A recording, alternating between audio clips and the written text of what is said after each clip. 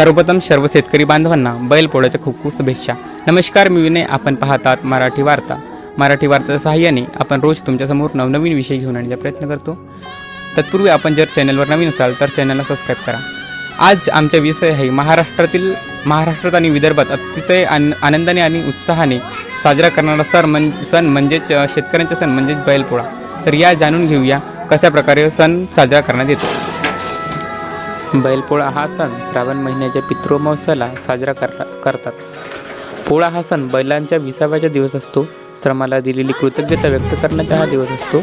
हा सण गावात एकोपा, आनंद आणि उत्साह आणणारा सण आहे। पोळा हा सण शेतकरी आपल्या बैलांची पूजा करण्यासाठी करतात, कारण शेतीमध्ये बैल शेतकऱ्यांचा मुख्य आधार असतात। या दिवशी बैलांना अंघोळी घालतात, अंगावर तेल, हळद, शेंदूर लावतात, फुलांची माळ घालतात, त्यांना सुंदर रंगीबेरंगी कपडे आणि शिंगावर पेगड, गळ्यात झंकारणाऱ्या घंटा घालवतात।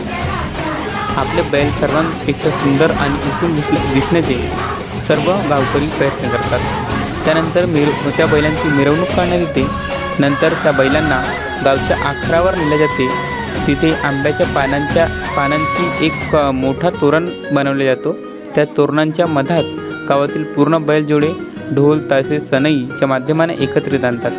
त्यानंतर तो आंब्याच्या पानाचा तोरण तोडला जातो, त्याला पोळा फुटणे असे म्हणतात। नंतर बैलांना घरी नेऊन त्यांना नैवेद्यामध्ये पुरणपोळी खाऊ घालतात आणि घरोघरी बैल नेऊन बोजारा मागला जातो।